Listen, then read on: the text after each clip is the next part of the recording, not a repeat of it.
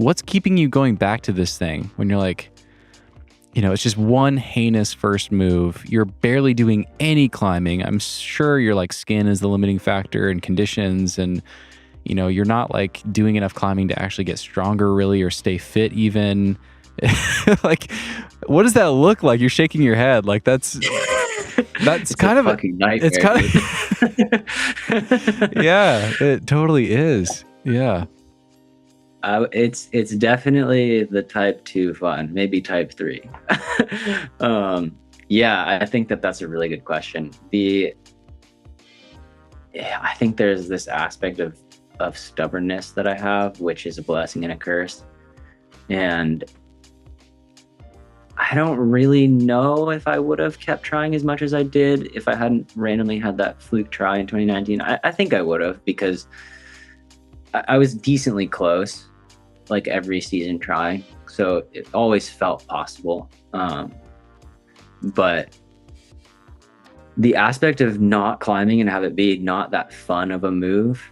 And like I was regularly trying in the dark by myself, and I would get back to the car and it would be 28 degrees or something, like, because I would be waiting the whole day, and then the rock would still be warm. I would have oftentimes 2 or 3 pieces of tape on my right hand, whether that was preventative or because I'd already split once, but it's like extremely sharp. And it definitely was not the most fun, but there was just something about wanting to do it so bad. I don't know. Like, there's something wrong with me.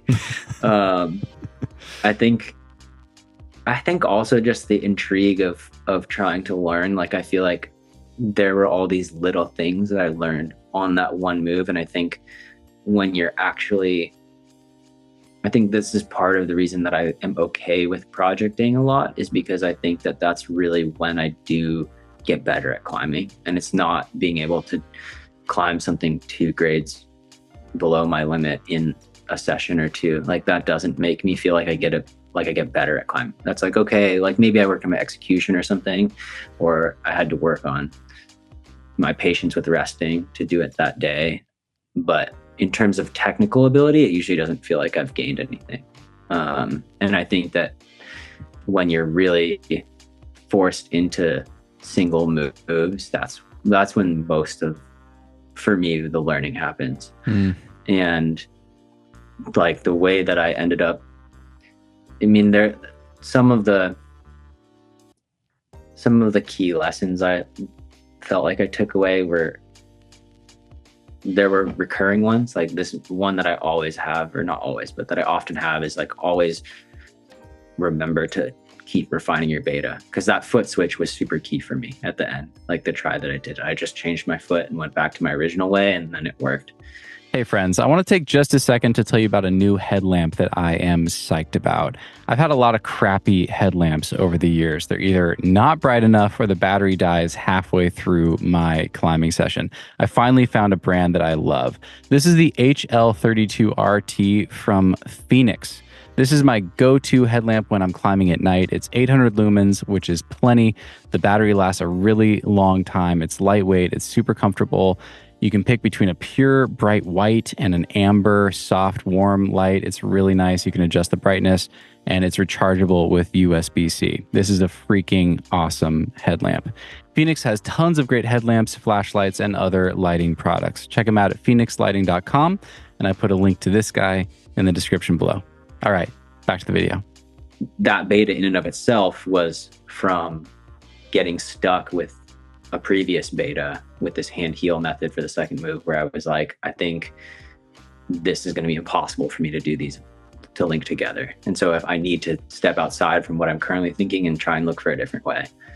But in terms of like technically, I ended up grabbing things in a different way than I ever have, and like turned my wrist in this really subtle way and grabbed the left hand with this weird stack grip that I'd never used. And how I turned my hip was super important. How I was placing my heel was super important. Like the way in which I tried to pull in more than just like laterally was super important. So there were all these things that I feel like I can then take that learning to other hard moves and be like, oh, well, maybe if I need to get more distance by rocking onto my heel, it's just as much about going inwards as it is about trying to go sideways or up or something. And so I think that the aspect of feeling like it's going to make me a better climber is there, of like, there's something to learn here, even though it's frustrating. And I think that that's always something that has really appealed to me, and something that I think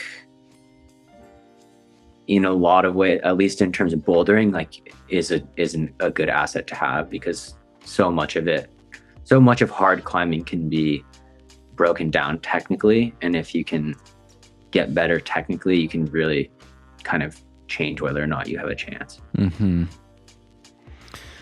That's very cool. Yeah. It reminds me of Josh Waitzkin. Have you ever listened to that guy? He's like a chess prodigy. He's really into, he wrote a book, I can't remember the name of it, but he wrote a book about learning, like micro learning, basically skill development.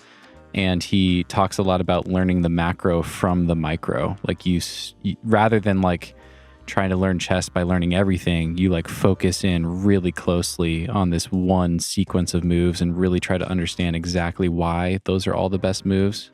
That's just one example, but he's done the same with other sports and things. And I think he's really good at like BJJ maybe, or something like that. And he does a similar thing where he really breaks down like a specific technique and looks at it very, very closely.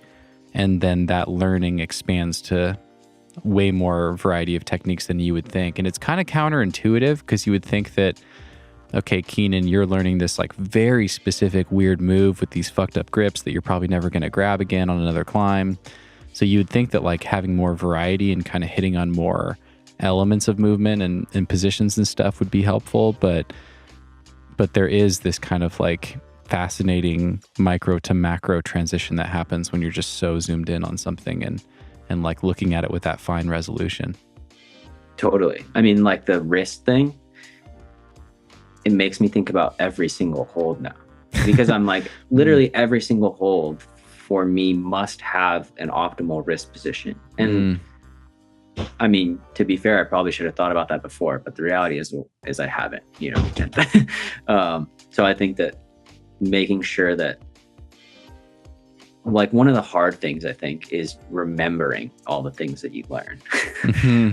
Back in the day, I actually had this little list that I gave myself, that I had as a note in my phone, like steps along the way, and they're pretty funny. It's like over a decade old or whatever. But I have like taking rest, eating snacks, refining beta, and then like I have like repeat in there or something, like, stuff like that. But I think certain times it stands out more. Like I remember when I did Spectre, the swing is the physically hardest move, and there was this motion of, normally you readjust the right hand, and if I just tried to rip from my initial leg position, I couldn't hold it. My center of gravity was too far in, and then it was too much of a transition. And so what I would do was actually just let my left leg naturally dangle to whatever it would, without adding any strain or like trying to open it more or trying to keep it in. So basically it would move my center of gravity slightly out before taking the rip. And I swear I do that on every single swing that I do now. Like, it's crazy. And that's, 8 years ago now or something. And it's like, this one thing that I learned because I had to learn it at the time is something that I can apply to every single type of movement in that way. And that's pretty sick. Like, I think that that's really cool to be like, when you're really forced into finding all the really tiny things, then you can apply those in so many ways in times when you wouldn't necessarily have thought that you would need them. And some of it for sure becomes just like muscle memory or whatever, and it just happens naturally. But I think for me, like, I always try to be focused on specific aspects of a crux and like what I need to be thinking about. That's kind of always been one of the first questions I ask other people who I see doing a move before me or doing it better than me. The first thing I'll ask them is, what are they thinking about? Where is their point of focus? And I try and see if that's what I'm thinking about. And usually we're not thinking about the same thing. And then I'm like, okay, well, I'm going to start trying to think about what they're thinking about because it's working well for them.